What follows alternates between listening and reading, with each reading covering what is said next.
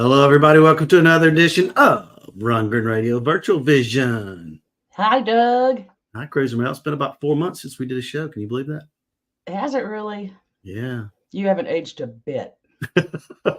I've aged only 4 months. Thank you so I much. like your little customized T-shirt too. Thank you. Check Tell it us out. the story about that. The little bear that Magic Dragon Creations has created. So I went to see Todd Saturday in Huntsville, Alabama. Okay, so give us your thumbnail review. Yeah, home of the Space and Rocket Center. So it was absolutely wonderful. This crowd was very well behaved. It was packed. Todd's voice was on point. The band That's was good. what I'm hearing a lot of, is that he is singing very, very well right now. Yes, people are digging it. Got to see some of our friends, Leslie Mary. In Alabama? In its bar. Yeah, they were here. Wow. Kevin, there's several people. Corky, I mean, there's a lot of people. And then he did Fade Away. You know, he's doing the either Dream Goes On Forever or Fade Away for the final. He did Fade Away. Nice. I like Really that. It's kind of a different version than what's on the record. It's great. Yeah, it's good stuff. Yeah. So he's still touring. He's in Virginia tonight. You can get the information on todd-rundgren.com. You can go to the tour page there. It's EJ's page. That's the best place to get all the remaining dates. He will be doing this through mid-October, late October, because Bearsville's late October, I guess, technically. Yeah. And that's a wrap on the Me We tour. Yeah. Which you mentioned EJ, so I just want to send out a message of good wishes for our friends in Florida. We've got a lot there in Florida. Yes. So they're going to be in kind of a hairy situation in the next couple of days. Yes, our thoughts, and we know all the other Todd fans' thoughts are with our friends and folks over there in Florida. Looks like Tampa maybe might be one of the places that's going to get it. But you know how it changes on a dime. You just never know with these things. But it's never good. No. But we love you. Stay put or get out of there, whichever is going to do you best. That's right. So let's get into the New Orleans news that came out. They just announced that Todd will be at the NOLA Musicon, which he will be talking about Global Nation, which is what he said is not Patronet, but is sort of the replacement for Patronet. So, Cruiserman, when's that happening? October 28th. And I'm telling you, that makes me a little perturbed because I was just in New Orleans over the weekend and just missed him. But it's Monday the 28th. Monday. So yeah, it's at 2:00. He's going to be with an entrepreneur named Brian Zisk. You know, if that was a weekend, that might be a little bit easier to go to, but who knows with the Monday. But if you want to go see Todd talk and you're in the New Orleans area, that is the day for you. Right. There's a lot going on there at the end of October, not just our little Bearsville thing, which I know we're going to talk about here in a minute. But our buddy Chasm was asked again to join the band called The Fix for 3 dates in Florida. They're at the end of October. Anyway, the 28th, or the 29th, the 30th, and November 2nd.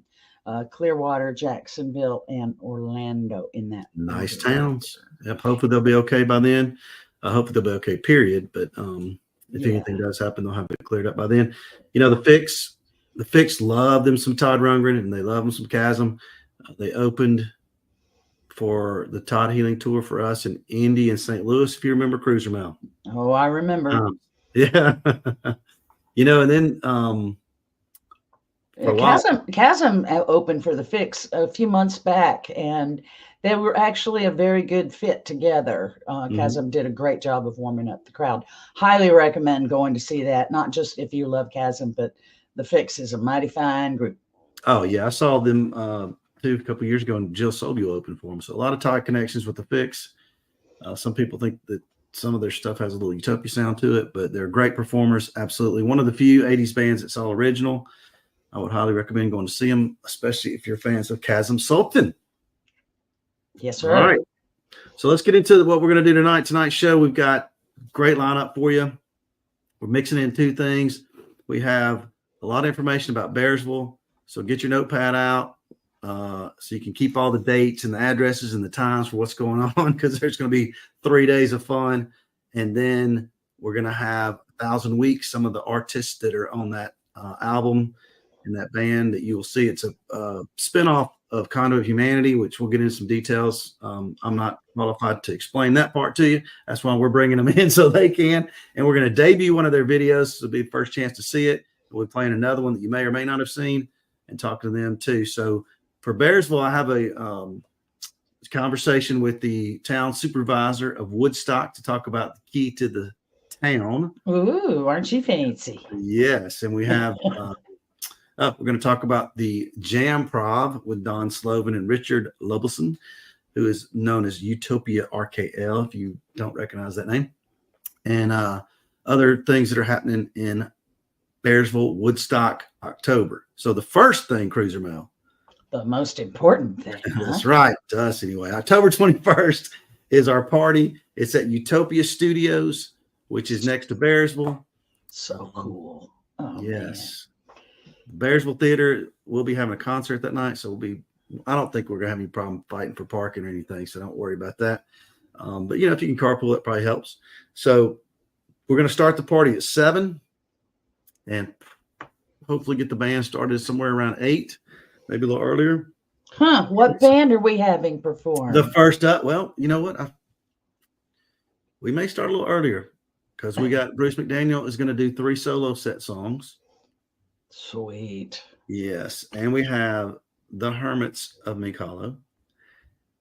And we have Secret Society. Mink Halloween. Mink Halloween. Oh, did I call them Mink Hollow? That's funny. Yes, you did. That'd probably be a cool name too. But the Hermits of Mink Halloween, they're kind of going by the Hermits now, really. Yeah.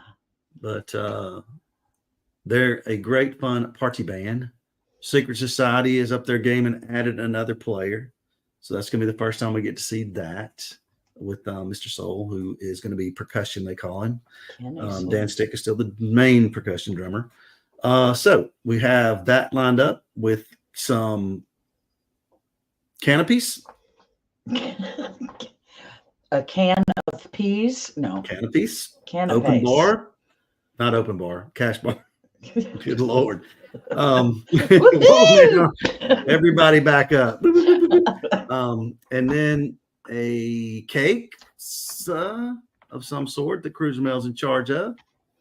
Cruiser Mel's working. I'm working on it. Just an overall good time. We have special guests coming. Bruce, we mentioned already, Bruce McDaniel. Mary Lou is going to participate with both bands. Excellent. We have Bobby Strickland's going to come hang out with us a little bit. So it'll be a good time. Who knows who else might pop up? Hey, I just remembered something. If you've got your tickets to the party, and if you happen to sign up that you wanted a T-shirt and you haven't let Doug know what size, you need to do so pronto.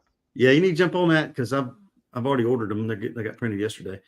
So, but I got some extras, so we're all good there. But good.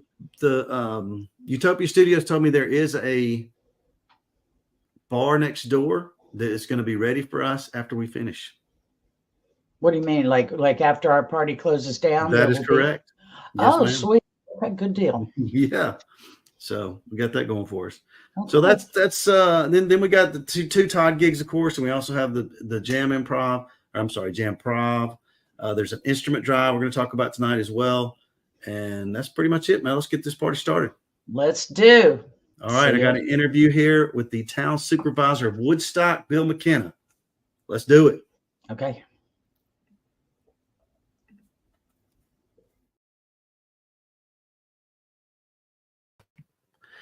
All right. We got Bill McKenna here, supervisor of the town of Woodstock in New York. Welcome to the show. How are you, Doug? I'm doing all right. How about yourself? Very well, thank you. Good. We're very excited about visiting your town. We're bringing in a lot of people from different countries, different states. It's going to be a lot of fun. I know you are used to that, already. Yes, we are. I'm looking forward to it. When do you plan to get up? What's that? When are you coming up? October the 20th. Okay, so you'll when I get here. Okay. Yeah, we'll be here the 20th. We got events the 21st, 22nd, 23rd going on over there. Y'all do. Okay. So, all right. So before I get into the details of that event, which is what I'm after today, I I wanted to ask you, you've been involved over there, I think over 30 years. It's some type of town personnel. Yeah. About Okay. 28 So years. I know it wasn't in Woodstock, but everybody knows Woodstock. When you travel sometimes or you meet people and you tell them that you work for Woodstock, do they try to convince you that they were actually at the Woodstock Festival? Yeah. Oh, yes. And, if I had $1 for every person that came into town asking where the festival was and I'd be wealthy, I'd retire. But yes, I do get a lot of people asking, and I don't, it was so long ago, and I wasn't there, but I heard there was a little drug use. So they may be a little confused. It actually didn't happen here. It was about 60 miles south of here in Bethel. Mm-hmm. But, I think it was the spirit of Woodstock. A lot of the people involved came from Woodstock. So that's how the name came about and how it stuck. Yeah. Well, I mean, that's what y'all are famous for. But, you've lived there a lot of time after that. I mean, what are some of the things that you've seen at Woodstock that besides Woodstock that people might want to know about, some of the cool things that have happened over the years after that event? That even though it wasn't in Woodstock, let me go back to that. But, after the festival, what all has happened in Woodstock for you that has been good? I'd step back a little bit. If you go back to the turn of the last century, the 1900s, Woodstock saw its first artist colony come about. And then a second one with the Birdcliff Guild and then the Maverick area. And so going back 125, 130 years, Woodstock has been very heavily into the arts. And it started out painting and acting and whatnot. And then in the 60s, it turned more to music, and music has just continued to flourish. There was a period in the 90s and early 2000s when the music scene died off a little bit, and that was more due to DWI laws, where they were cracking down on venues that served alcohol. And one of the fellas that I give a lot of credit to for keeping music performances alive was Levon Helm, and from the band. And Levon started having rambles at his house every Saturday night. And that was one of the most incredible things. I didn't really grow up listening to the bands when I was very young, was more into country music, but got to know Levon and got to know the artists that played with him. And those shows were absolutely incredible. He would pack 200 to 300 people in his living room and put on a performance for 3 hours. And you never knew who was going to show up to play with him. And even today, he's been gone for 12 years, and new performers will come in and play at his venue and play it at his house. And it's like they reached Mecca. I mean, it's really just genuine and heartfelt. And I saw David Crosby play there. Graham Nash has played there. And they continue to come. Jackson Browne played there a few years ago. Tanya Tucker played there. Actually, Tanya Tucker was the last concert I saw before the pandemic shut everything down. Did you wear red leather? Bust that out. Yeah. So, it's interesting you brought up the DWI thing over there. And his venue, if I am not mistaken, is no alcohol allowed, right? Correct. And I think that probably helps keep his venue going, and that wasn't an issue for them. But I was always, every time I went there, and I probably saw 30 or 40 shows from the time he started in the early 2000s till he passed away.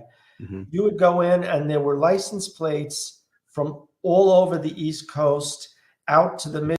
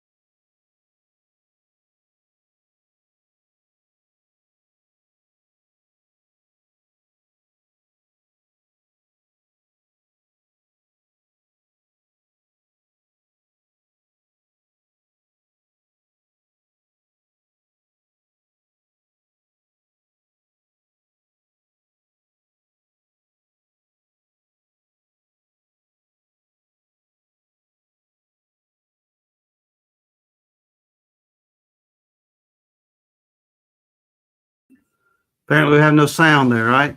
That's what I'm seeing in here. Great. I walk away for a minute and then there's no sound. I really don't know why that is. That doesn't make any sense. So, can y'all hear me now? Can you hear me?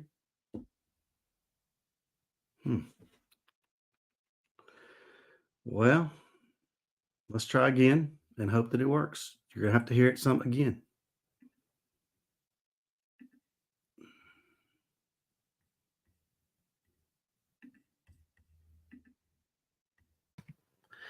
All right.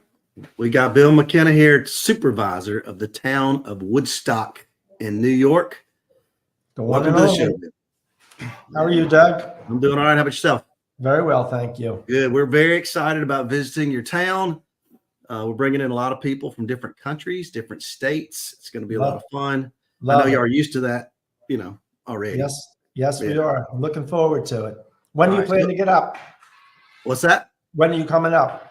October the 20th. Okay, so you'll when I get here. Okay. Yeah, we'll be here the 20th. We got events the 21st, 22nd, 23rd going on over there. Y'all do. Okay. So, all right. So before I get into the details of that event, which is what I'm after today, I wanted to ask you, you've been involved over there, I think over 30 years as some type of town personnel. Yeah. About 20 years. So I know it wasn't in Woodstock, but everybody knows Woodstock. When you travel sometimes or you meet people and you tell them that you work for Woodstock, do they try to convince you that they were actually at the Woodstock Festival?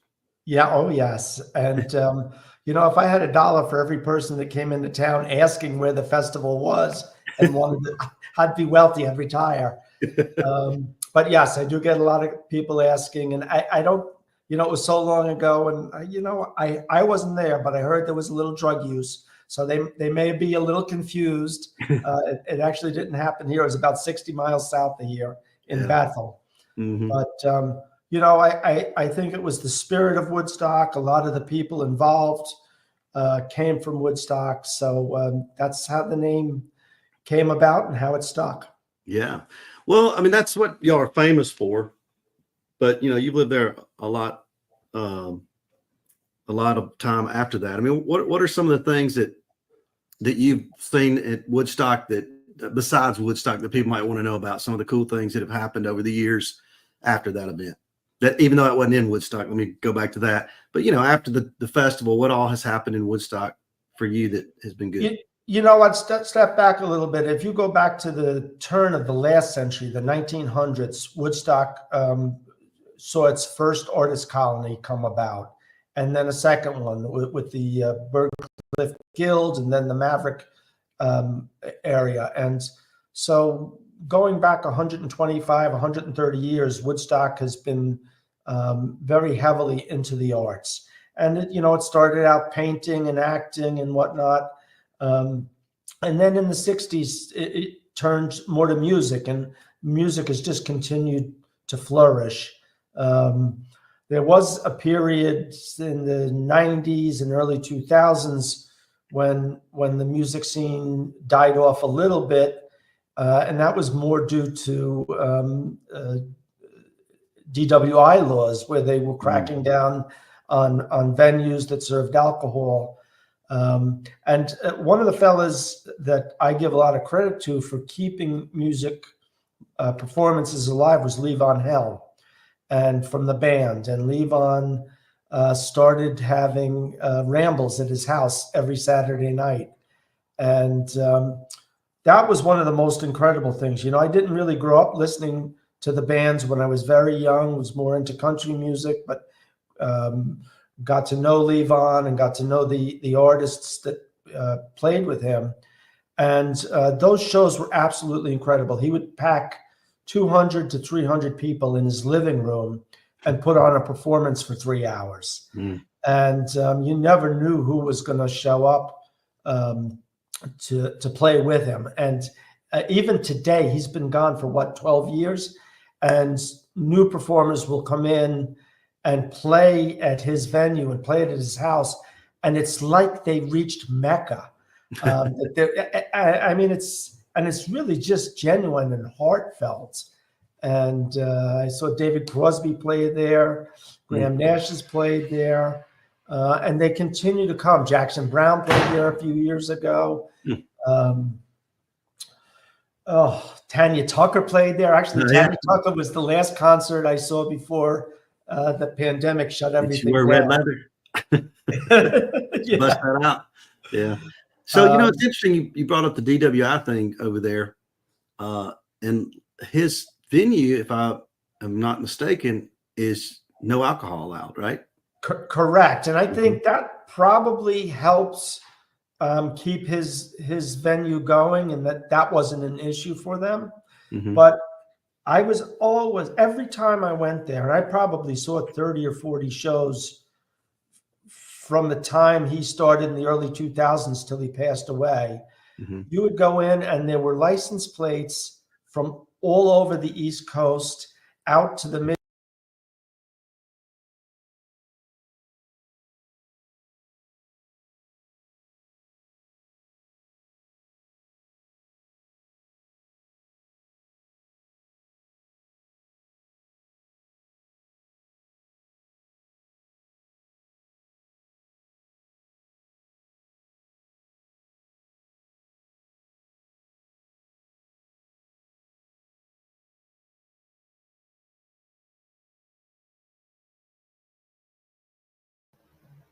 All right, everybody, we got Richard Lobelson and Don Sloven, the two guys in charge of the jam, which I will let them explain the rest of those verbiage words that they use for this jam. It's a jam prov. Jam prov, not jam session, not jam whatever, not jam preserves. All right, so somebody tell me when it is, where it is, and what time it is, so everybody will know, so they can try to make it over there. I know there are two different locations on different days, so let's get some details. Okay, we have two jam provs. The first one is going to be Tuesday, October 22nd. That is going to be at the Meskel-Hornbeck Community Center, also known as the Woodstock Community Center. It is located at 56 Rock City Road, 12498 in Woodstock. It's about 2.5 miles from Bearsville Theater. Perfect. And that's going to go from 2 p.m. to 5 p.m. We've scheduled that so people have plenty of time to go get dinner, go do whatever they want. I believe, they got ample time to get to the Todd Rundgren show later that night. The second event is at the Santa Fe restaurant, which is on New York 28 in Woodstock. It's next to the Dillon Theater, or Dillon Hotel, excuse me, not the Dillon Theater. And it is technically in Woodstock. The Santa Fe restaurant has multiple locations. They're a franchise up there.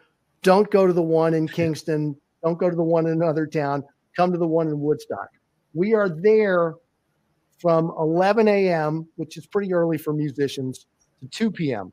The reason we've scheduled it, if there's other events that people want to go to on Wednesday, that's the time schedule we have.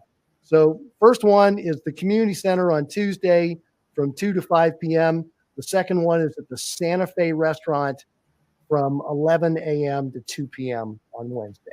Okay, so these are both in Woodstock. That's good. Is there a limited? I'm not limited. A max capacity for either one of these locations? Like they're pretty big rooms. I think if a lot of the fans coming for the Monday event and the Tuesday and Wednesday Todd concerts were to come, there's still ample room. They're both pretty large rooms. The restaurant is closed, so we have the restaurant to ourselves. We have the community center to ourselves. I don't know the capacity, but it's a pretty big room. It looks like a church hall. Okay, so no food will be available. So no food and drink. Then we got to kind of bring whatever. No, we're going to actually bring our own food and drinks. Both locations have said no alcohol, so hopefully people can live without bringing their beer and wine. But we're definitely allowed to bring snacks and drinks. I'm personally going to try and bring some soft drinks and sodas and snacks. But if other folks want to bring a dish to share, or maybe bring some like, utensils and paper plates. That would help because I've got a lot of stuff to do music wise. Sounds good. All right. So we didn't start, I think, because most of our people kind of know what you guys do, but this is going to be a little bit different, I understand, Don, from a typical jam session that we've been doing at the hotels. It's pretty close to it. The only thing is we want to make sure that anyone who comes who wants to play gets an opportunity to do so. So our process basically is you go to the website, you go to discussion, then you'll see the simple rules, the simple ways to be able to get into it. And Bob's your uncle. Okay. All right. So that's why the name change. Yeah, we just want to make sure that everyone has the opportunity to play if they choose to play. If we don't have a lot of people, you're going to be playing a lot. If there's if there's a billion people, then we want to make sure everybody gets the opportunity. Okay, so there's an events page. If you're a musician, you can sign up for this. You can email them and let them know, Don and Richard, if you want to participate and what songs you know how to do, and then you're gonna kind of organize a set list. Is that right, or is it going to be just improv? No, pretty much. There will be a set list, so we're going to be staying pretty close to the set list. Okay, and anybody can come if who wants to. You want to make sure that the band knows all the tunes. These are hard tunes, Doug. Okay. These are not easy tunes. You got to practice this shit beforehand. I mean, this stuff. All right. Are you bringing the penny whistle?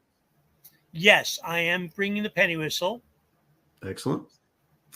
So is there anything that you need that you don't have, you think, so far, and the people that have signed up? Do you need a bass player, guitarist, horns, anything that you don't have yet? An audience. No, we have a number of musicians, and I mean, we're welcoming more musicians, but at the moment it looks like we have multiple keyboard players, multiple bass players. Hopefully we have multiple singers. And as Don said, we want this to be really inclusive. So if you come and you want to sing, let us know and we'll show you what's on the list, and you can choose. We have a number of Todd songs. We have a number of Beatles songs. We have other stuff. But yes, make sure that you tell us beforehand, as opposed to just showing up and expecting that this band is going to know every single tune that has ever been written in the 1900s. They don't. We got some pretty good players. We can hopefully do things on the fly. Well, good deal. Anything else you want to tell us about the Music Jam, Prof? Come on down. Join us. Have a good time. It's going to be a great week in Woodstock. And Doug and Mel, of course, want to thank you so much. The jams have been an integral part of Rundgren Radio's events for over 20 years, is it? 17, I think, 18. 17 years. Yeah. And it's just such a wonderful opportunity for folks to be able to get up there and play a little and to listen a little bit if you don't play, and just another community event that's connected to the parties, et cetera, et cetera. It's just weird because everybody's everywhere this year. Yeah, this is different. I mean, we've been doing these for, they started really in hotel lobbies, it seems like, until we got kicked out.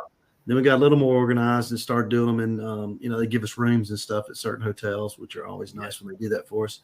And so the unique thing about Bearsville, Woodstock area, they don't really have a place we could do a group hotel. So good job finding a place to do this, because it was not easy. Yeah, I can imagine.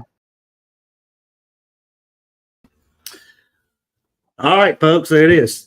So now you know about the Jam Prov in Bearsville.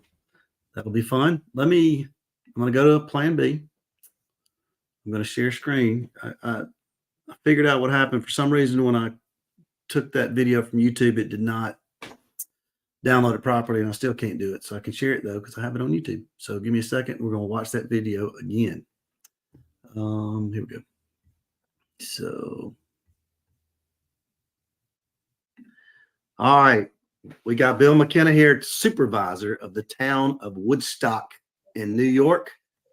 Welcome to the show. How are you, Doug? I'm doing all right. How about yourself? Very well, thank you. Good. We're very excited about visiting your town. We're bringing in a lot of people from different countries, different states. It's going to be a lot of fun. I Love know you it. are used to that, already. Yes, we Yeah. are. I'm looking forward to it. When do All you right. plan to get up? What's that? When are you coming up? October the 20th. Okay, so you're a When couple I days get here. before. Yeah, we'll Okay. be here the 20th. We got events the 21st, 22nd, 23rd going on over there. Y'all do. Okay. So, all right. So before I get into the details of that event, which is what I'm after today, I wanted to ask you, you've been involved over there, I think over 30 years as some type of Yeah, town personnel. Yeah. about Okay. 28 So years. I know it wasn't in Woodstock, but everybody knows Woodstock. When you travel sometimes or you meet people and you tell them that you work for Woodstock, do they try to convince you that they were actually at the Woodstock Festival?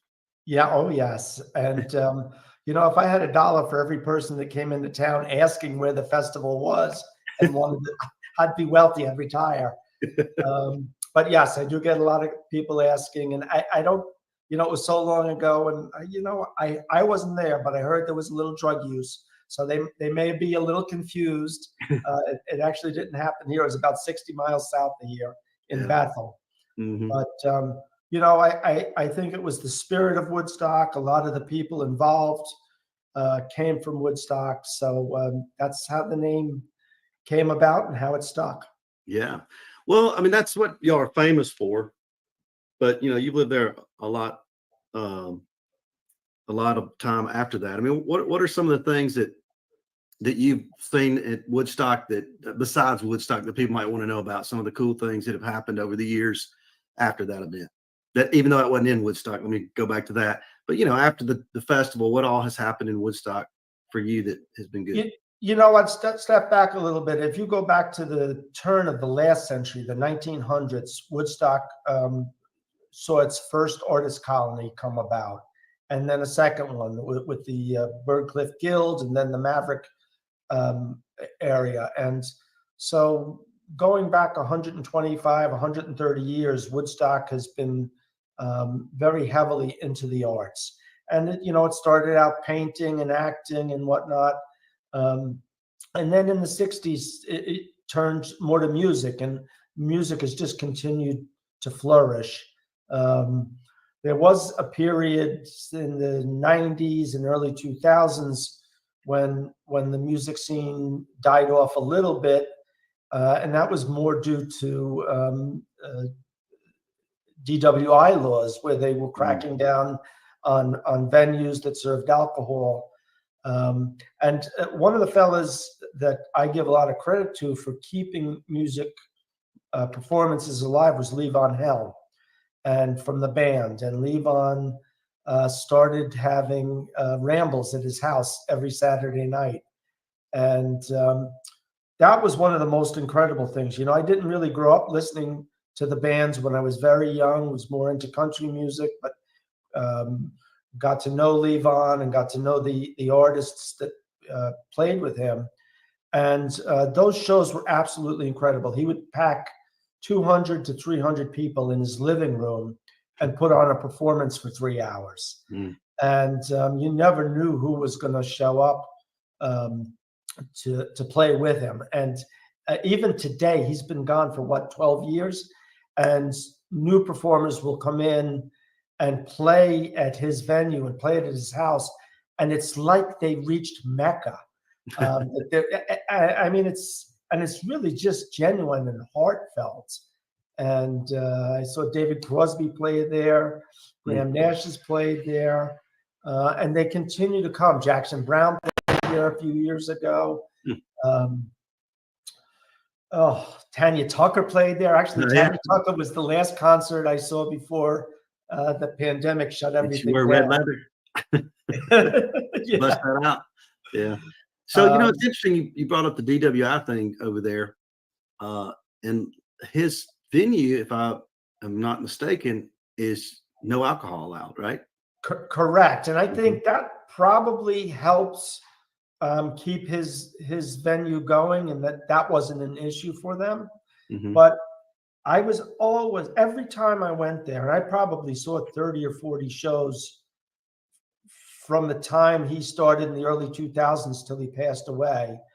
You would go in and there were license plates from all over the East Coast out to the Midwest. People just came from all over. I remember one day, my brother and I were small contractors. We did a lot of work for the local motel. And it was a Saturday in February. And we're in having a break, and there were 4 guys sitting over at the table, and they had an Irish accent. So we said, you know what, where are you guys from? Our mother's from Ireland. And they had come over for the weekend to see Levon and to go to his show. And that wasn't uncommon. People, the Scandinavian countries, they came from all over. And the other nice thing was he really gave up and coming musicians an opportunity to apply their craft, to get experience, to play with him, and to teach them.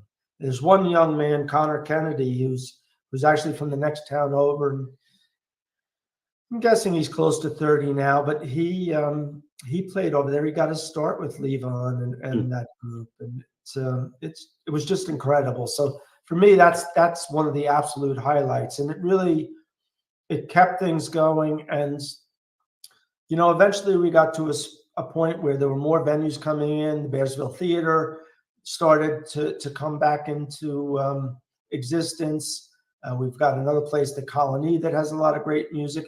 Plus, there are a number of other smaller venues where you could see, a wide range of musicians playing there. So I'm proud to say that not that I had anything to do with it, but under my term as supervisor, live music has really come back to the forefront here in just a really great way.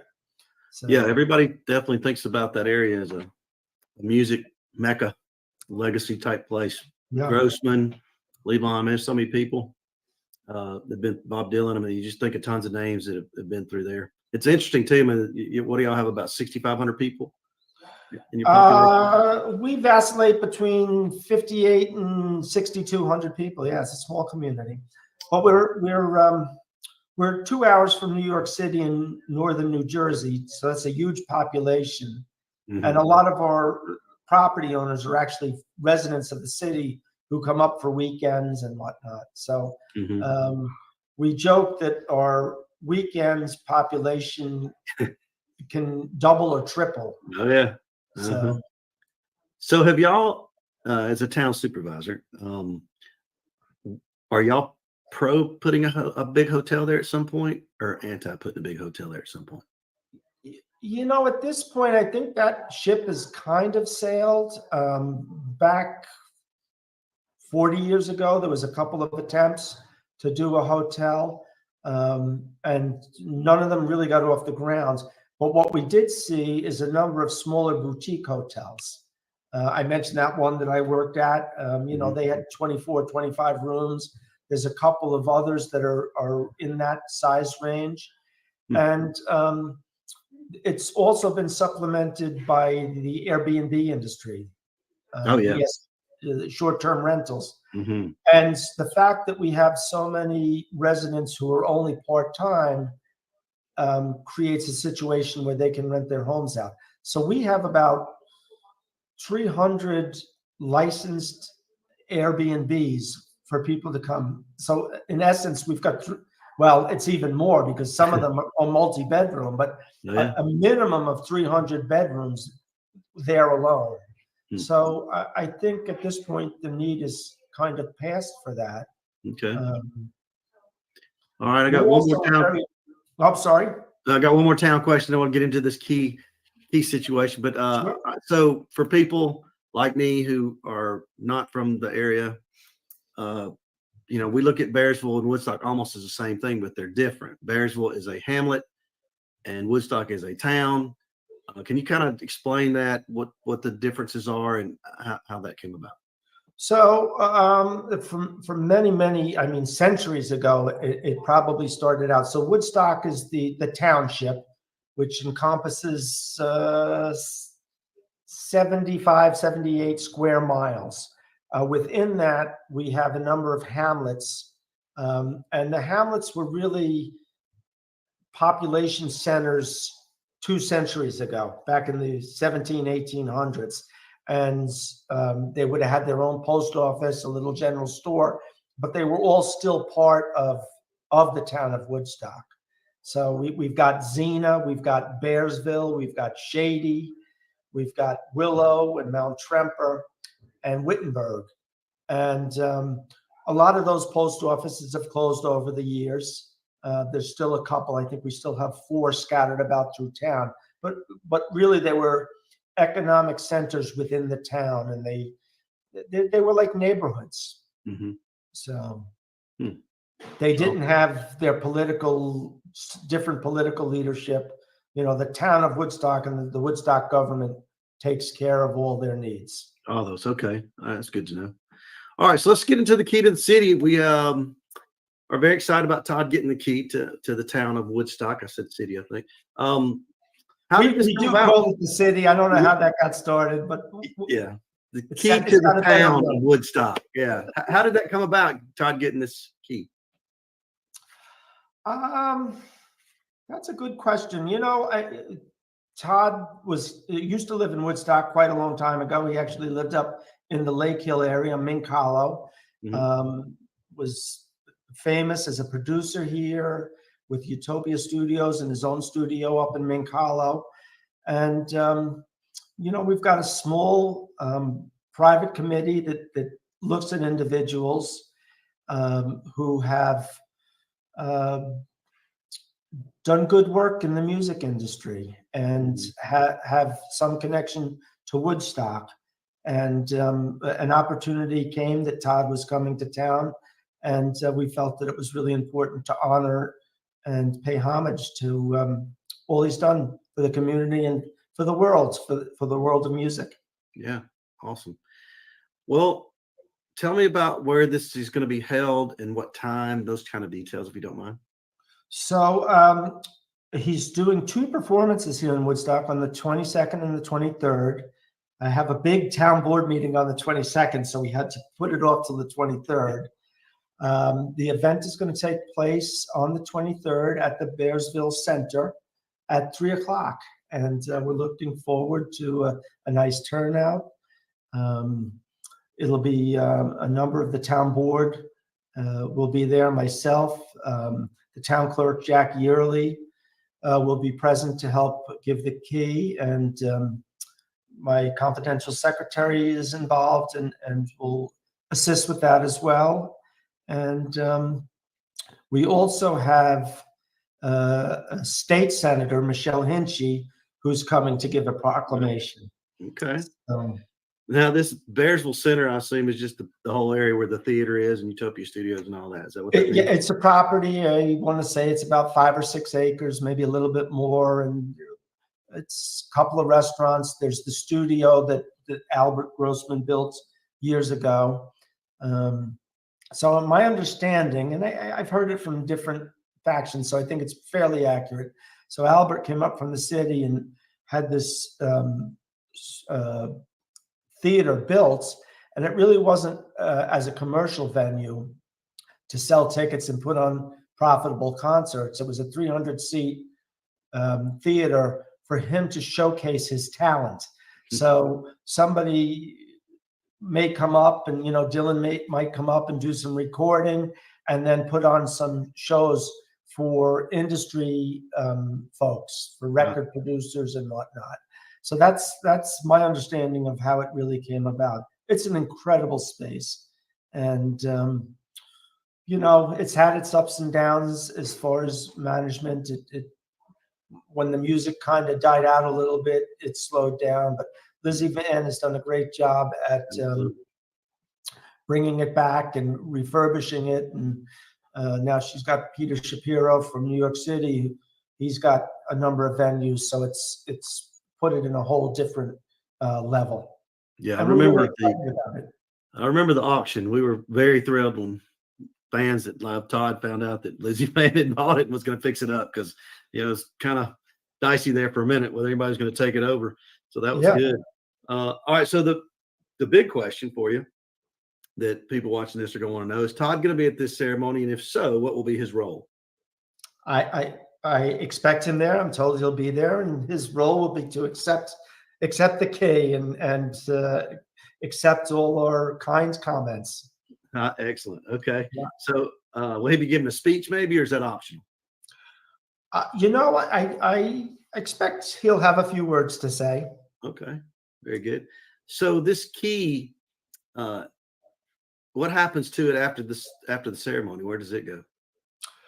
Well, typically, the recipient would take it and maybe hang it on their wall. I'm not sure what Todd intends to do with it.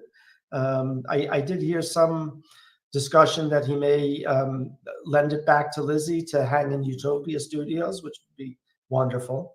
Mm-hmm. So I think that might be the plan, but yeah, I guess we'll find all that out after it happens. So we will. Yes. Well, that's fun. That's going to be a lot of fun. Yes. What other musicians have received the key to the city? Has anybody? Have y'all had these before?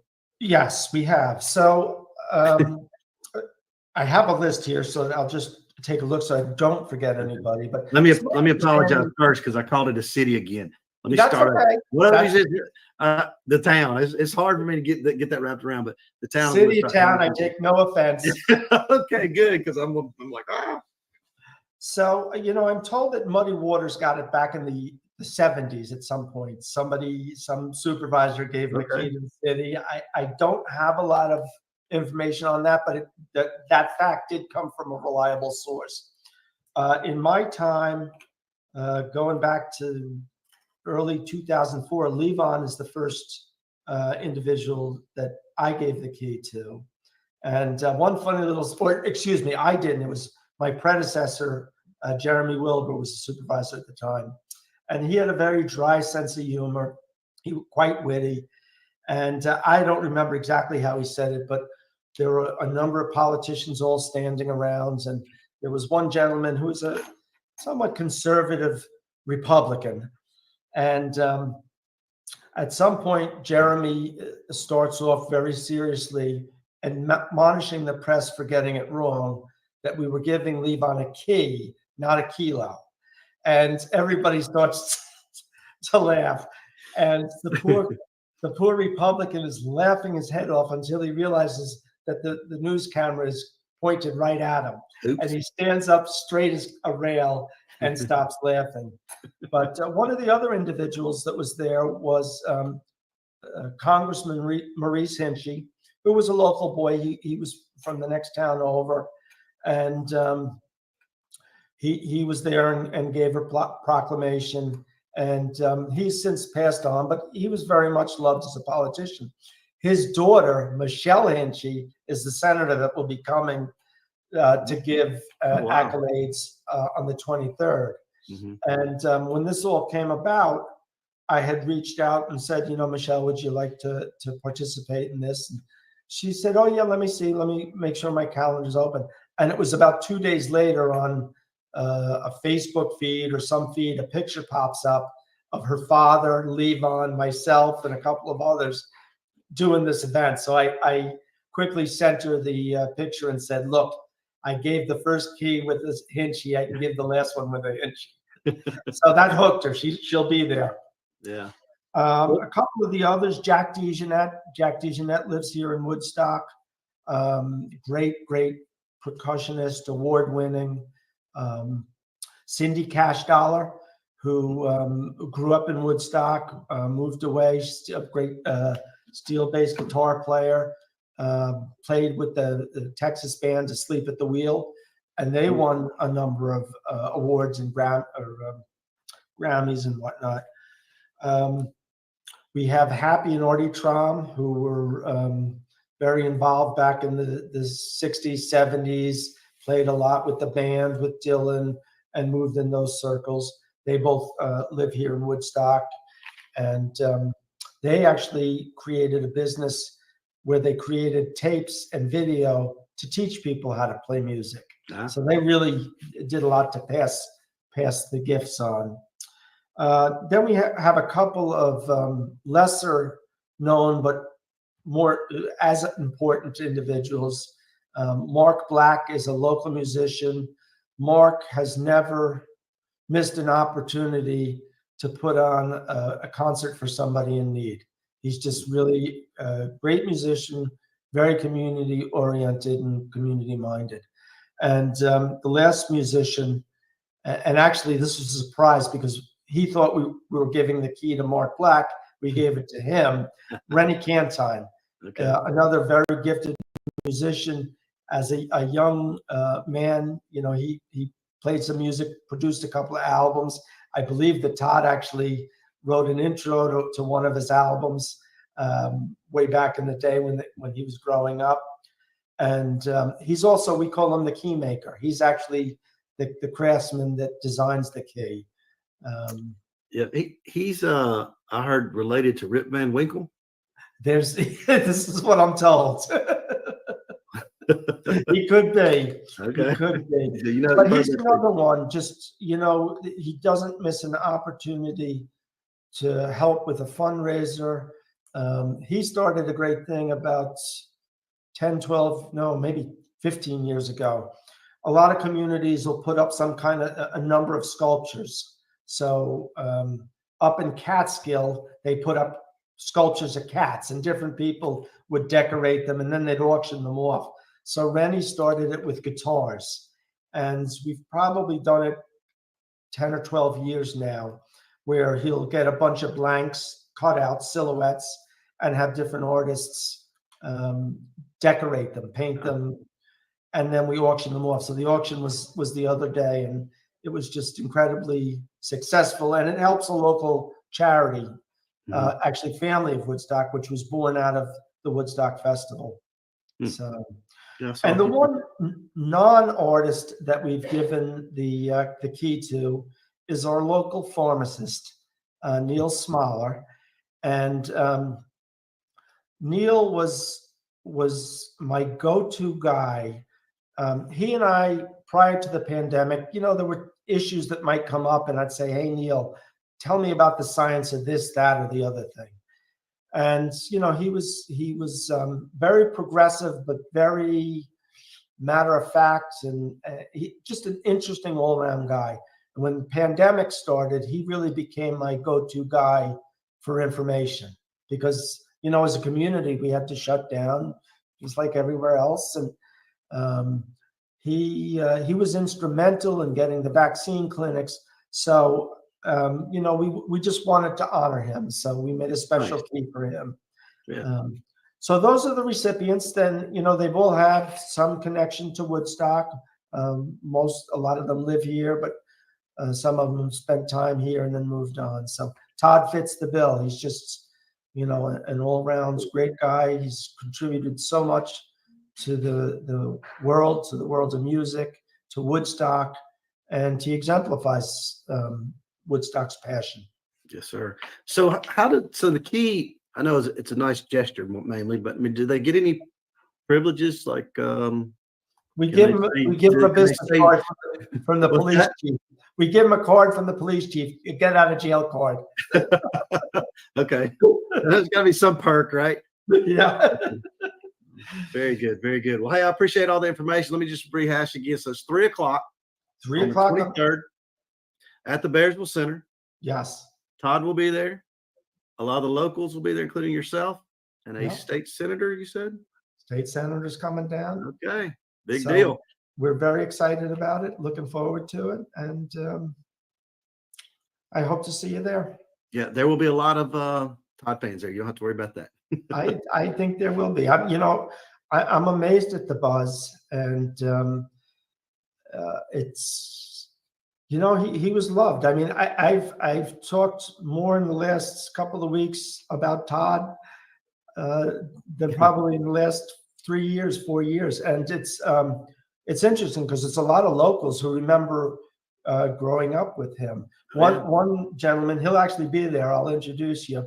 He grew up here in town. He was young. He, as a young man, he did some work at the Woodstock Playhouse. And he was telling me a story the other day where the bands was, I guess, doing some filming at the Playhouse for the album Stage Fright.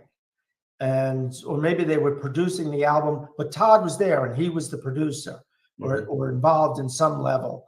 And he was watching this whole thing. Of course, the owner of the playhouse had come down, tap him on the shoulder, and tell him he had to go to the back. But then he'd sneak in again, and that really must have been an incredible time then. But I do see it coming back, with more and more artists coming through town and spending time here. So, absolutely. It's a good return. Okay, great. Well, thanks so much for your time and all the information. We'll see you soon. Thank you, Doug. See you soon. Town of Woodstock. The town of Woodstock, the key to the city. There you go. See you. All right. Be good. All right, folks, there it is. Third time is a charm. Technology, we figure it out eventually. I had a plan B and a plan C.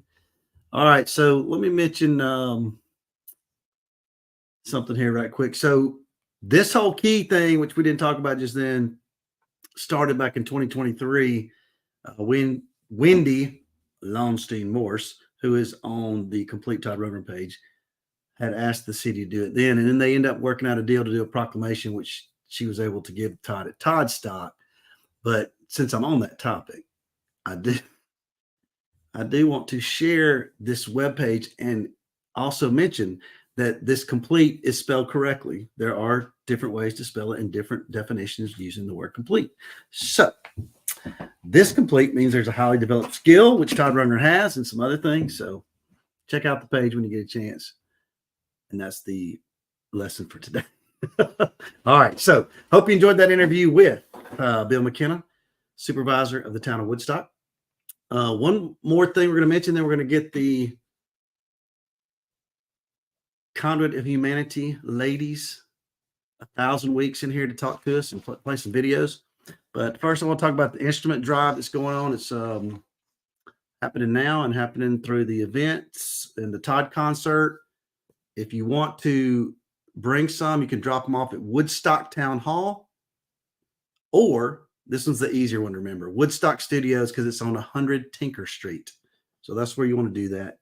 Anytime during normal business hours. They must be in working condition or repairable, and they don't want pianos or full-size keyboards, I guess for travel purposes or whatever. But this is something that's been going on. Hungry for Music's been doing for a long time too. They kind of do the pickup part and take it and repair them. So I want to show a video about that right quick to kind of motivate you maybe to do some of this and bring something if you have it and help them out. Everybody's for kids getting instruments that need them, that want them. So check this out, and we'll be right back with the Conduit portion of the show.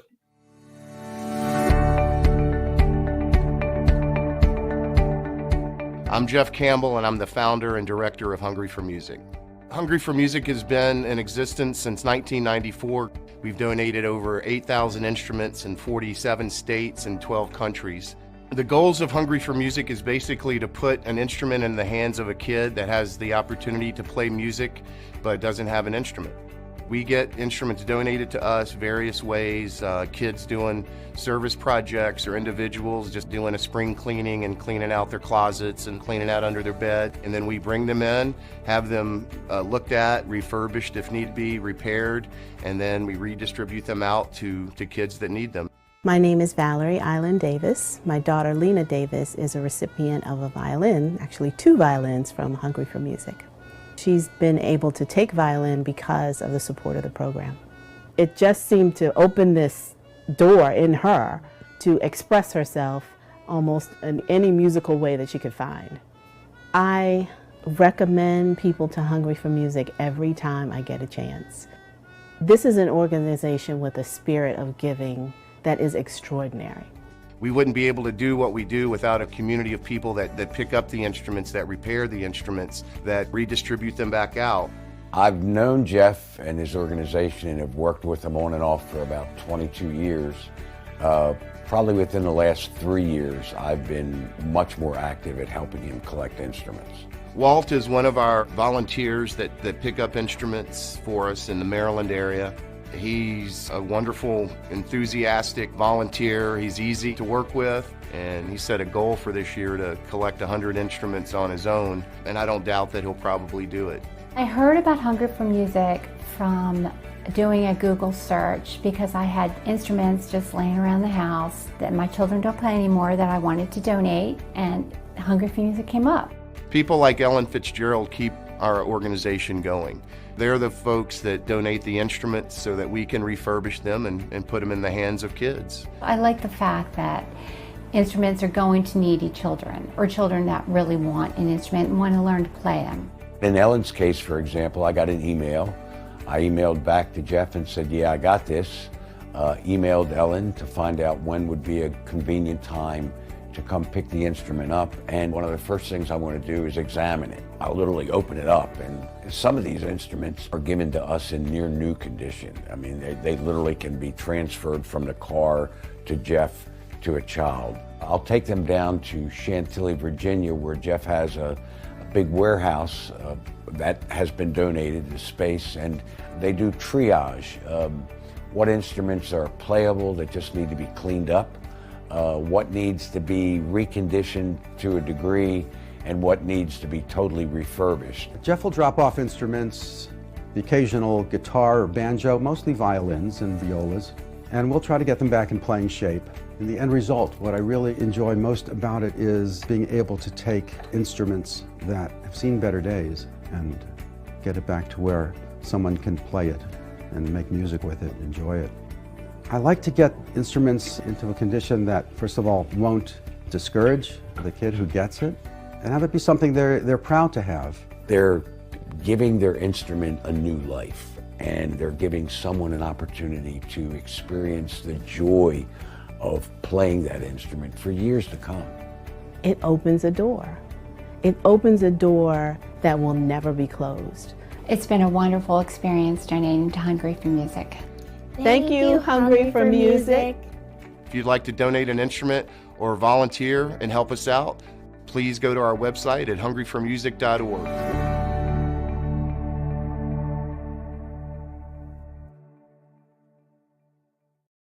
All right, folks, there you go. Hungry for Music and 100 Tinker Street. Easy one to remember if you want to drop off some instruments. It's happened, started October 1st, and it goes through the 23rd. And let's switch gears from Bearsville to the 1,000 Weeks. Before we do that, I got to change my background, Let's get that happening. How about that? Look at that. 1,000 Weeks, baby. Let's bring them in. We got Candace Latimer and Zan McQuaid right here in the house. What's happening? Hi. Can you hear us? Yeah. How you doing? Excellent. You made me cry. You made us cry with that video, or you made me cry with that video, seeing people get instruments. I think it's a great thing. So I'm glad we're doing that. I'm glad you're having that as part of the promoting the weekend. Well, I didn't mean to make you cry. I started crying when this video wouldn't work. I'm glad we're back to live, because then I know it works, right? It's like, what in the world? So anyway, all right. Let's we got 2 videos to show tonight, but we got to build up for that first, because a lot of people, including myself, are not really clear on what's going on here. We know we have Condo Humanity. Everybody's kind of seen that. We asked the question what it was many years ago on one of the shows, and I assume this is just sort of an offshoot of that, like a little suburb of it, maybe. A suburb. We're not very suburban. I don't know if I'd call us just suburban. We're pretty. We got the Chicago and Cincinnati contingent. I'll tell you a little bit about how it happened. So Conduit, as many people who watch the show know, the Conduits and Conduit of Humanity grew out of this engagement with all these different fans and hearing that people wanted to make music and trying to bring people together to make music, growing out of different things like Todd Stock or Your Parties, Doug. So this is just one more extension of that sort of collaborative process of making music together. I came a little bit late to the Conduit stuff. And I think I was asked to sing on one of the tracks, just backing vocals, something like that. And then ended up meeting Candace and Fred at, I think it was at Joel and Vicky's house after the Bowie Akron party. So it was one of those adjacent things, and I loved I had to tell Candace I loved her vocals from hearing the album. And I had said, if you ever want to collaborate. And so we sort of started throwing songs around. Fred will come in at some point and talk about this. Fred's really the conduit, the connector, and making this opportunity possible for people. But we were the ones who sort of started talking and saying, we liked each other's vibe and how we thought about making music and just started sharing ideas together. And I have to point out, I want to let Candace talk too, but I have to point out, I haven't actually seen Candace since 2022 at that event. We've been emailing and messaging and texting, and I haven't seen her since. So it's good to see you, Candace. It's bizarre. Yeah. Bizarre. What a fun event. That was the boys show we put on over there. I think that was us. Yeah. We were there. We had a party anyway. And Joel did a great job putting together. He's got a great place for a jam and a great yard and a great house and water. It really was nice. Yeah. And, we're trying to continue that. Obviously, we talked about that earlier with the jam prov. It's just a little bit different scenario this time. But, people meet. I think there's a lot of people kind of have met through the community. And then, we've had people get married through the community. There's all kind of good stories about people meeting at these different functions, not just ours, Todd concerts, whatever. But Candace, what do you want to toss in there? Maybe we could just listen to some music. Look, we got a shy ones, man.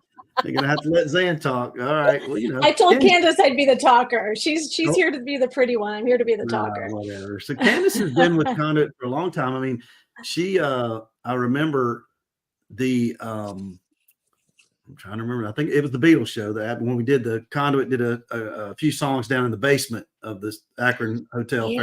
Hotel. That was a really good jam prov or jam session, whatever we want to call it. That was a lot of fun. And so you've been doing this for a while, way before Zan. Yeah, I guess it really started with the pandemic when we were going to go out to California to record some songs and everything shut down. Our plane tickets were no good.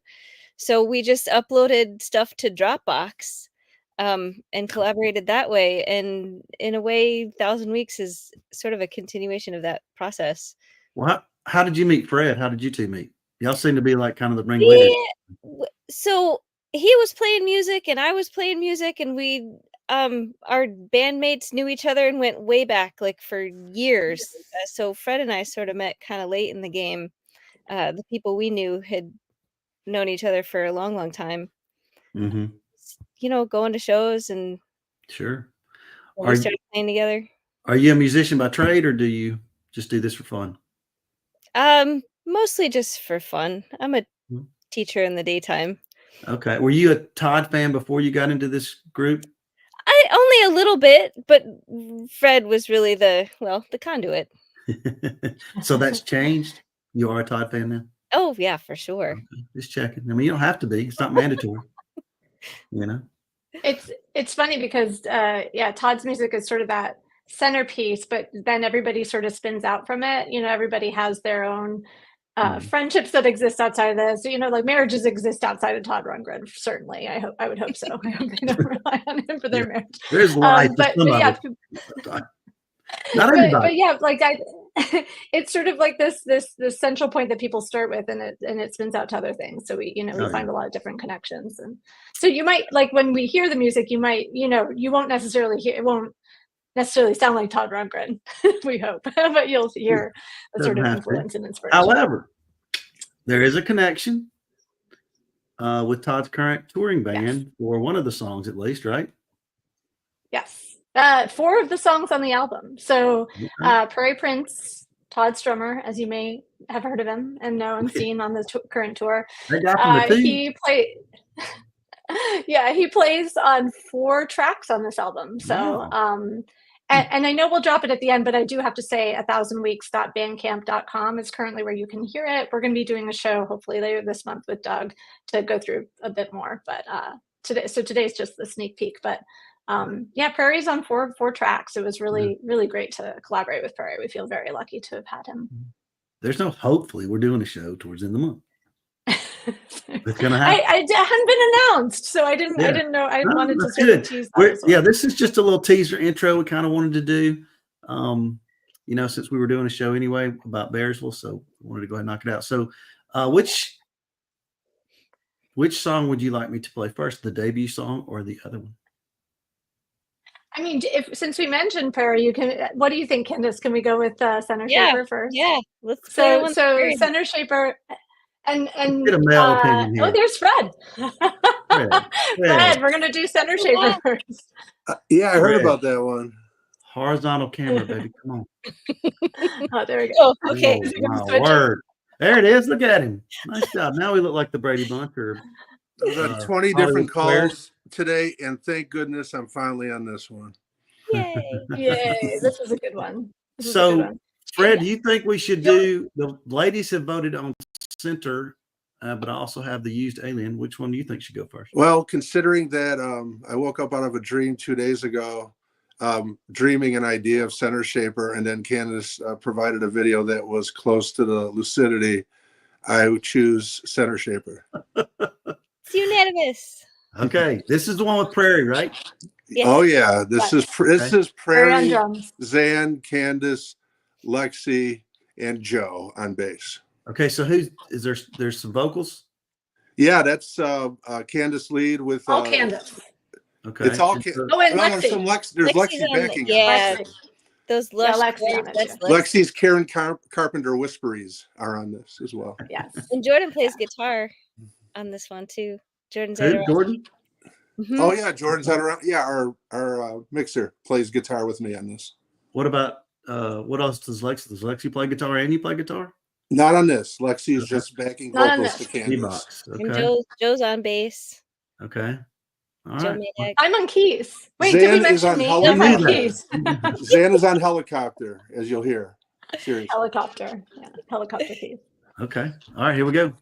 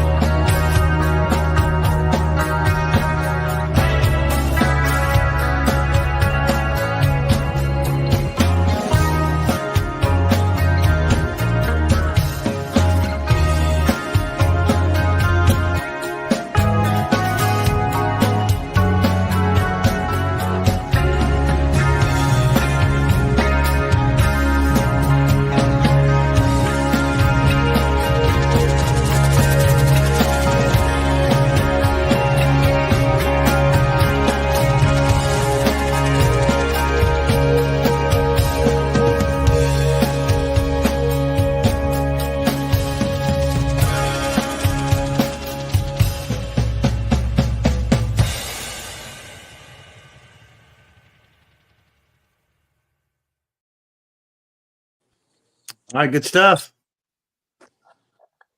People said they like the vibe. Somebody compared the guitar to XTC, an ultimate compliment, I would say. That's very nice. Yeah. How about that? Yeah. That's fun. We love hearing the comparisons. We love hearing what people hear, because we've heard it. And I mean, but no, like we hear all sorts of things, and then we share all the time, like what we hear, but it's so cool to hear what other people sonically connect with. It's great. Definitely got to hear the drums and Mr. Prince, which when we do our show at the end of the month, we'll chase him, try to get him on. We've been successful in the past with that. He's always fun to have on. Anybody else I should be trying to chase down?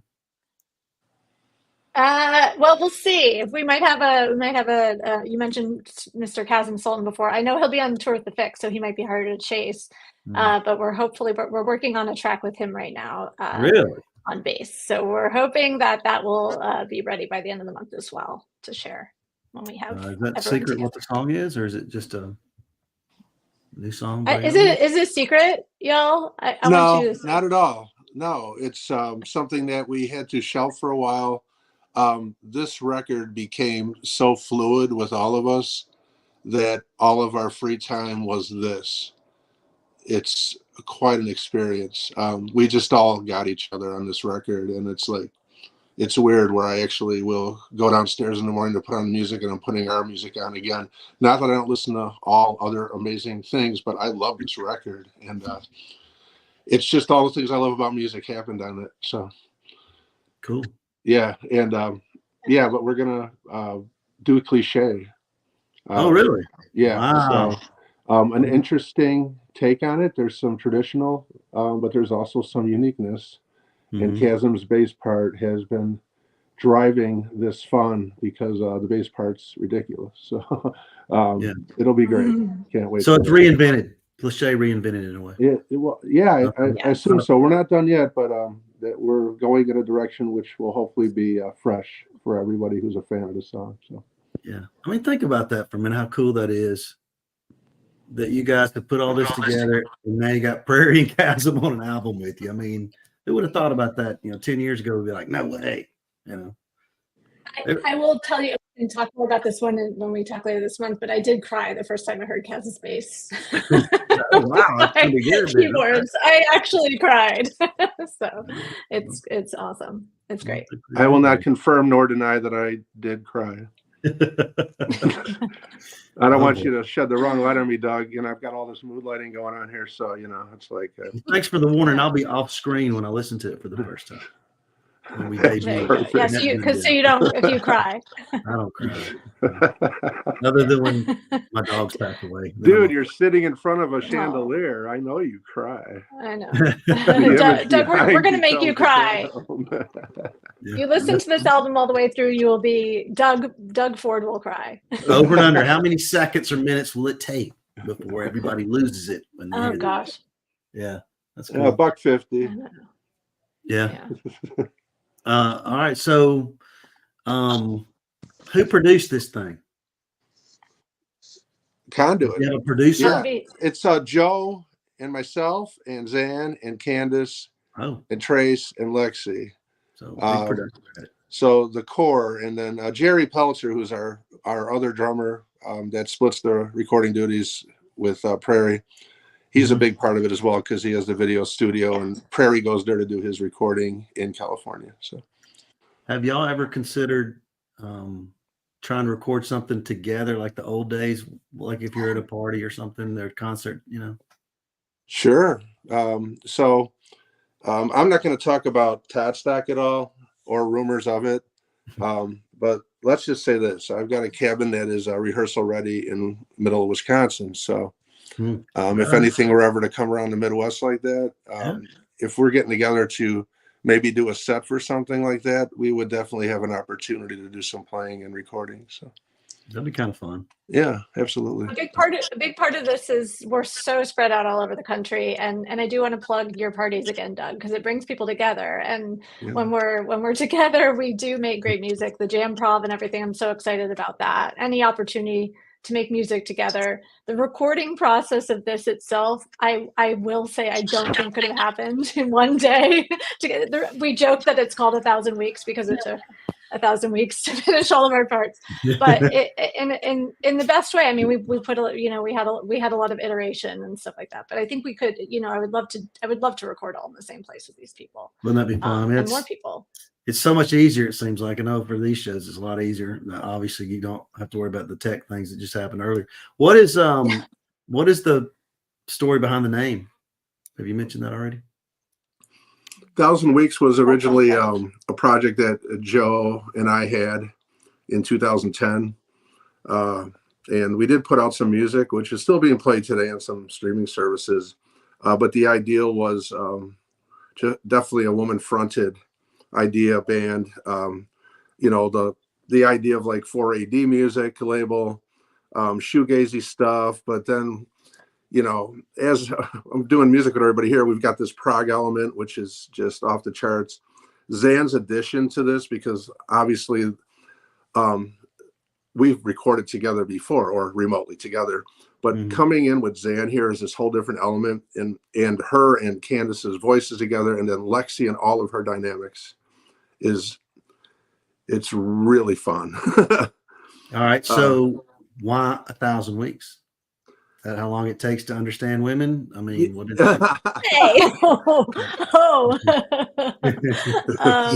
Sure.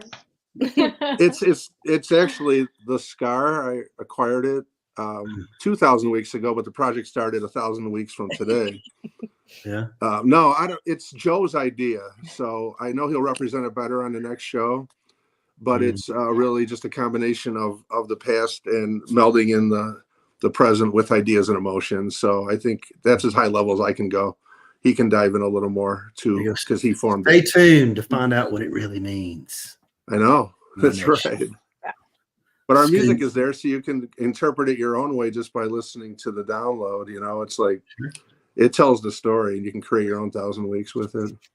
All right. So before we play the next video, which it's just one picture, right? It's not a moving video. It's one picture that might have a surprise or two, or 3 or 4 or 5 or 6. Well, that video, whoever made that video was cool. People were digging the clock. I mean. Oh, cool. So Candace did all that. If she wanted to talk about it, that'd be awesome. Yeah, give it up. Somebody mentioned in the chat that school clocks, and that's exactly what it is. It was last school year when the time changed. So all the clocks were acting crazy until they all synced up. So that's what that part was. Huh. Cool. So whoever guessed in the chat, you guessed right. They guessed it right. Very nice. All right. So do you like making videos? Is that kind of fun, or is it difficult? Yes and yes. Yeah. It's all just like footage of miscellaneous circle things on my phone. There was a sand tray at the Museum of Science and Industry, playground equipment, a pottery wheel. There's some other things in there. And primordial ooze that once ruled our land. That's how it starts, right? Yes. It's a lot different than Zan standing out in the middle of the field somewhere playing keyboards. I know. I don't want to be in any of the videos anymore. Just have primordial ooze take my place. That's much better. All right, so we got the link here to here. Yeah. But there's also some other stuff you want to tell us about, like a release date and all these other things we need to know. So yeah, the album itself you can go and listen to right now at this link. It's available there to listen, but obviously we want people to pre-order it. We have CDs coming out, and we have vinyl, which we're very excited about, because that's what the vinyls, as the kids say these days. So if you buy it through Bandcamp, and if you find a Bandcamp Friday between now and October, I'm not sure if there's another one. All the music goes directly to the artist, but it is up for pre-order now. The album itself will be released on 10/29 and shipping in November and December. And yeah, we're just very excited. We're excited that you can listen to it now, though. We just want you to go listen to it. That's my big thing. So if you like how do you get? Who ships the vinyl? Like how do you get it? I am That would be shipping Fred. everything. Really? Yeah, my hub is, so I got my music studio now up in Wisconsin, and I've also got a storage area there, so all the product is there, or the new stuff will be there, and then I'll be shipping out from there. Okay. I've got an assistant. We do have an admin now. Her name is Gladys. She's 79 tomorrow. Anyway, she's real rough. She's a Jersey girl, and she won't let you forget anything. But she'll be on the next show. Hopefully, I'll try to get her on. She's a little shy, but she's abrasive and fun. So, but you can download this too. You don't have to buy a physical product. Mm-hmm. Yep. Yes, it's ready. Yeah. Yes, absolutely. So if they bought the CD, somebody's asking in the chat room, can Zan bring some to Bearsville, or is it too early? It won't be ready by Bearsville, as far as I know. Well, if potentially, I think it's a 30% that we might have it in time, and I can do a quick ship over. Yes. Yeah. 30% is better than none, right? I will definitely have it. If it exists, I will have it. Okay. For sure. Very good. Yeah. All right. So tell me about this next song, Used Alien Spaceship. So yeah, this is probably where we lose anybody who's ever liked us, but I love this song. This song has really grown up. I literally woke out of a lucid dream, which was dystopian, in the future, very odd and strange. I took notes, I scribbled them down. I called Candace at 5:30 in the morning. I said, these things are coming your way. I don't know what it is. And I had this guitar part, and it just ended up growing and growing and growing with everybody involved. And it's almost like a mini rock opera, I guess you could say, about the future, or about something, in my head that thinks it's the future. But anyway, it's wild. It's fun. And we just want to immediately, and thank you, Holly Duffy, for putting a lyric video together with our image that we use, which somewhat explains, even though it's just a still image, it explains the dream, because it's a used parking lot from the 70s converted in the future. And it's the dream. And then Candace just gets me, and she figured out the vocals, which it's perfect for me. Again, who else is on it? Huh? Who else is on it that we know? Everybody except Joe's not on it, but he did a lot of engineering. But it's everybody else is on it. Trace is the bass on this one. Trace Tedrick. Yeah. So Zan's keyboards, Lexi's, I don't even know what it is. All I know is Candace's first comment was she took the song to outer space when she laid her final tracks down, because it makes it spacey.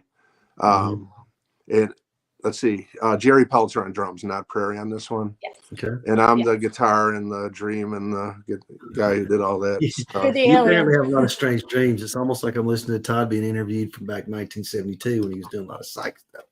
But anyway, and I'm straight as an arrow. But you still have weird dreams. All right. It's used alien spaceship car lot. Spaceship car lot, yeah. Okay, all right. It took us a while to remember it too. We often abbreviate it for ease. UASCL. I know it is that. There you go. So, and Holly, you mentioned Holly Duffy. That's she was very helpful for us on videos during 2020 when we started doing this stuff. It was, game changer for us. So anyway, appreciate Holly. All right, here we go, folks. This is some more 1,000 Weeks.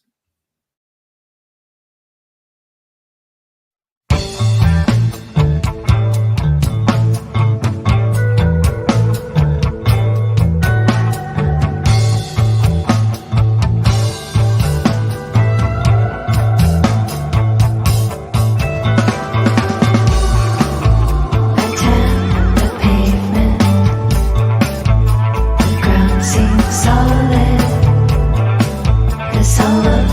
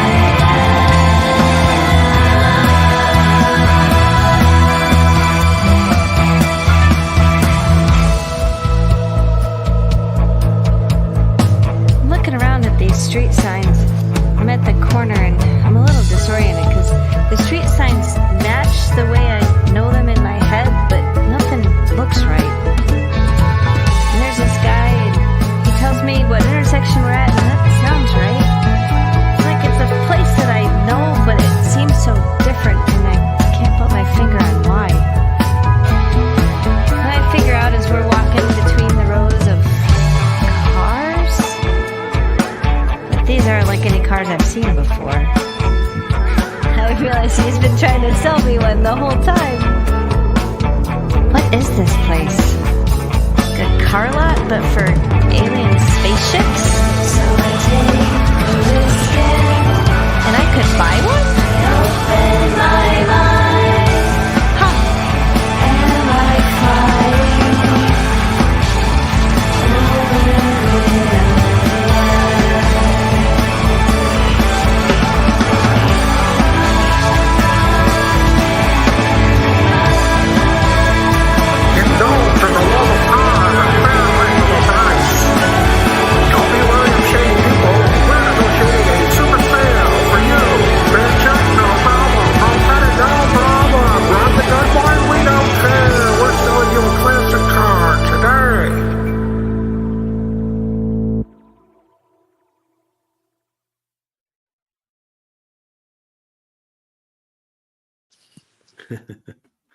There it is. I liked it. Aliens. Yeah. Start out a little early, little bass. I'm thinking, oh, this sounds a little like Rush. And then when you started talking, I said, ooh, that's kind of like the B-52s a little bit. Some of my favorite stuff. You're the second person to mention Rush, and I find that fast. Again, I don't know what people are going to hear in this. I had not thought Rush this whole time, but you're the second person to mention Rush. Like, that's Trace. That's Trace on the bass. He's great. Yes. Great performance. Somebody said 10cc, and then somebody else said it, and I'm like, I better listen to more 10cc. It sounds like 1,000 Weeks. All right. There you go. There you go. All right. The new sound from 1,000 Weeks. Yeah. All right. Somebody said they heard a little Intoxicats in there. Y'all are just lifting from everybody. I was listening today and I was thinking it sounds like the Intoxicats, like just now. Really? So whoever said that, I can't see. I had to close the chat because my computer is freezing. But whoever said that, I agree with you. All right. Well, good deal. Well, it's great having you on. We don't want to keep going too far because we're going to save it for our show at the end of the month. Yeah. Sometime we'll pick a and date. We want to thank you again. Sure. I interrupt everybody. Sorry. I wanted to thank you again, Doug, for having us on and bringing people together. Everybody go to the Bearsville. If you don't have your Bearsville tickets, go to the party. I'm telling everyone to be there. Love having you on. Speaking You'll of, meet your next band. You'll meet your next band there. We have, and I'm not making this up because some people might think I'm not. We have 10 tickets left. That is it. And I normally don't keep emphasizing that because it's not a big deal sometimes, but this is a big deal because we're already pushing the limits on this place. It's a square box, people. It's a studio, recording studio. Utopia Studios. You've seen the barn pictures. We cannot go crazy. So we have capped it at a reasonable number. And then we have special guests. Bobby Strickland's coming. Bruce is coming. Mary Lou's coming. We got 10 people and 2 bands. I mean, it's just, so you got to get on it if you want to go. It's coming up. Zan says to do it. Be great. I say to do it. These bands, I love all of these bands. I love seeing them play. I'm actually thrilled I'm not in one this year because I can dance and be in the audience. I love it. So I love it. I love seeing the bands. Yeah, I wish we could have done another band or two. It's it's how it works out sometimes. So how many tracks are on this album? Do you remember off the top of your head? 11. 11 and a bonus track. And a remix. Yeah. So 11 tracks. Mm-hmm. So Fred, you mentioned that some of the stuff from the original 1,000 Weeks years ago is on streaming. What kind of things are you talking about? It's on one app called Number One Music. It just continually gets played there. We have a few random CDs laying around, but the project didn't end up the way we wanted it because we didn't have the proper vocalist. So vocalist did well as a flutist, but Joe just wanted to bring it back because of the ideal he had, which he can talk about on the next show. But we just wanted how this ended up working out with Zan, Candace, and Lexi at the vocal helm and also contributing musically is just exactly how I saw it, how it should be. I'm thrilled to death just to be able to write some guitar, go on there and then yell at everybody because I'm old and cranky. So that's what Gladys is for. Well, oh shoot. Who does most of the yelling, really? What would you ultimately like? What would excite you to see? To have your music played like on a certain station or a certain stream deal or something? Anything? You have Everywhere. any kind of goals like that? More listeners. Yeah. I think this album should be sitting in WXRT Chicago, for example. It's a great record. So you remember that movie, That Thing You Do? You seen that? Yes. So you remember when they're listening to the radio and also they hear their song, right? And they go nuts. Yeah. Is there something that will make y'all do that you can think of? I don't know. I'm going to leave that up to Zan and Candace and Lexi. They're the drivers. To me, so to me, it's because it's different now with airplay and stuff like that. To me, it's when someone is singing along to your song like that. Okay. That's kind of exciting to me. It's like I've played it for my husband and my mom, and watching them sort of be like, I like this one, like that. To me, just having people connect to it. I don't care where it is. I don't care if it's 1 million people or 10 people. Like people connecting to it is the ultimate. I'd like to walk into a venue concert one day and hear it before he gets on stage. How cool would that be? There you go. Yeah, that'd be exactly. Fun, right? I think this sound system ahead of it. Yeah. Yeah, that'd be good. I mean, it's hard these days. I mean, you don't really know. Like back then during that movie times, it was a radio station or the radio station. Now, there's all kind of places where they can hear people can hear your music. And I'll say this, like this experience right now, like everybody listening together is so rare and it's so cool, like because everyone is on their own channels and algorithms and everything, so to have people in here right now all listening to the same thing together is pretty ideal too. Honestly, it's great. And all stem from Todd, which is so cool. So that's always the common factor. I have Kevin Bacon, baby, it's Todd. My next up, Liars. I don't know if I'm positioning that right, but the new Liars sounds really nice. I love the Liar songs on the set list of this tour. Absolutely my favorites. Oh man, yeah. So we'll wrap up, but this whole show's really been about music, and a lot of it's been about getting started in music and getting started in recording music. I mean, you've got the instrument drive, you've got you guys doing this. I mean, the jam prov. It's just a lot of stuff about people performing or producing music, whether anybody listens to it or not, or comes to watch it or not. It doesn't really matter. It's a great thing for the people that are doing it, and then the people who do take the time to listen enjoy it as well. And it's just really magical as always. So absolutely. It's important that we all collectively carry the music forward. That's the whole point of it all. And Doug, thank you for having us and always having us. This is a special record. I really think it's great personally. I have earworms in my head. I wake up in the middle of the night and I got Zan's voice in my head. I'm throwing pillows at the window. Candace is just haunting me. You got the ghost of me in your head. Positively. This is very positive, Doug. Well, the two songs today were great, so I look forward to hearing some more on our next show. Cool. Candace, you're gonna have to start making some videos. You or Holly, you're gonna have to start putting some cool videos together. We got a bunch. Some more plots or something, Anybody who's still listening, go to track 1 on Bandcamp, Colder Zone, and you'll get an idea of what we're doing. Very, very good indication of it. Great. All right, sounds good. Appreciate you guys. Thank you, Doug.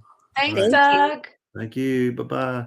All right, everybody, that's a wrap for this show. That was as you can see, if you want to check it out, 1000weeks.bandcamp.com. And you can download that, or you can order vinyl or a CD. It's going to be a possibility. Hope you enjoyed the show. Sorry for little technical difficulties. It's one of those things that happen sometimes. But we are glad that we got it done. And we hope to see you in Bearsville. And have a good one. Till next time. We'll let you know when we're going to do it. It'll be sometime this month.